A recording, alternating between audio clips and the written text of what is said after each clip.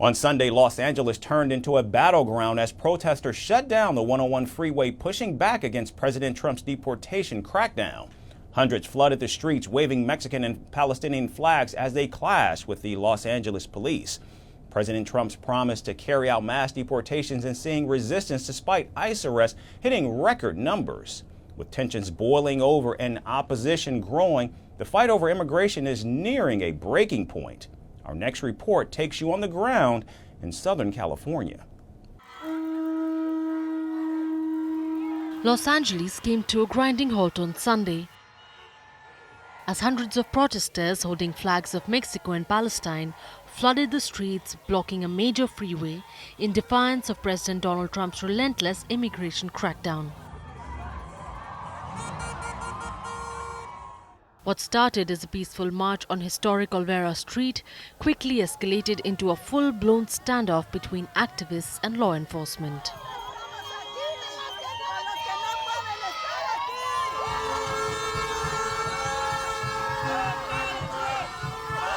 Chanting "No human is illegal" on stolen land and "Fight ignorance, not immigrants," demonstrators stormed the 101 freeway, bringing traffic to a complete standstill.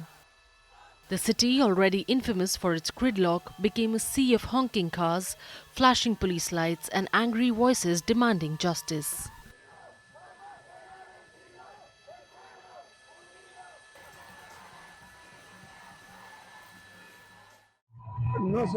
We are not criminals, like Trump says.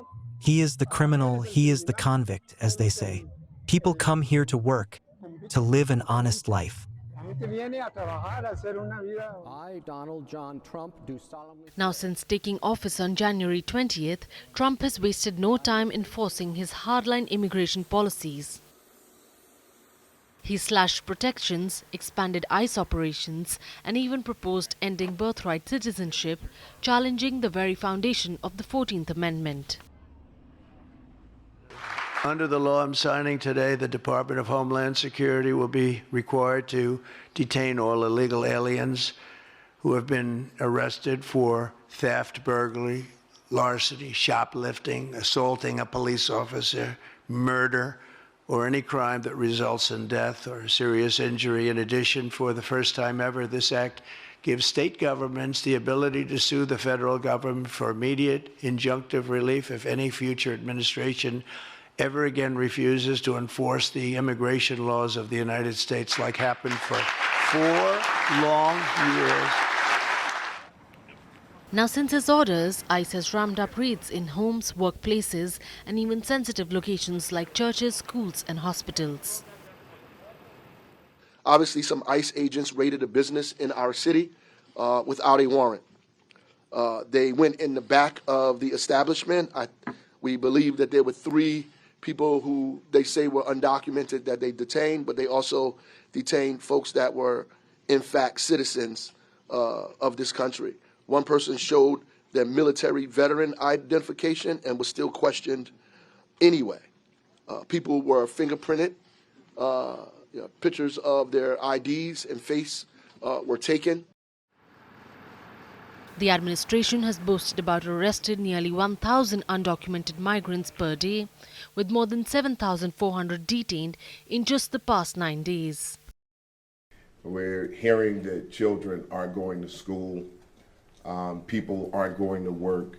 There's a level of fear out there that we have to bring down, and as authorities, we have a responsibility to be that calming voice. He wants to stoke fear in the people so that he can ultimately behave as the supreme existence, which is quite dangerous, because when you have a leader that believes that they are supreme and above the law, there's some real nasty history that demonstrates how damning that can be for the people on the planet. And also, as per Trump's orders, those considered the most dangerous are being shipped to Guantanamo Bay. The message from the White House is clear.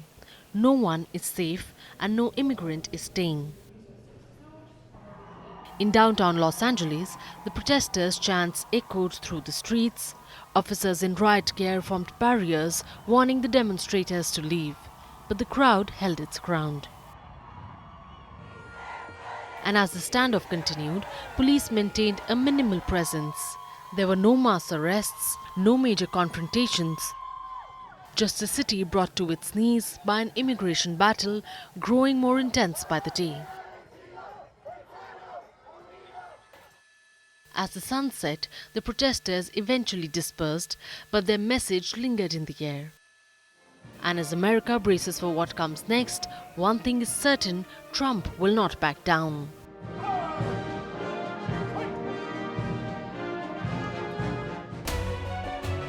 We're calling the show Vantage. We hope you like what we've put together for you.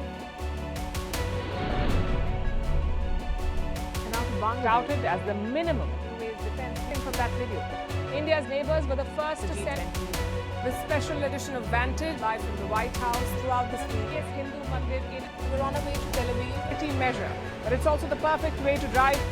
I don't think that Prime Minister of Bhutan, Sherin Tagwe. Welcome to 60% of the world's office. Prime Minister Modi did the iron. we were actually How are you doing? How do you like? It's been 1 year since that meeting. Iron bars separate you from the outside. Out the vote efforts. Trump had, it says, and at $4.3 trillion. 300 billion by 2030. That's what we need to tackle climate change.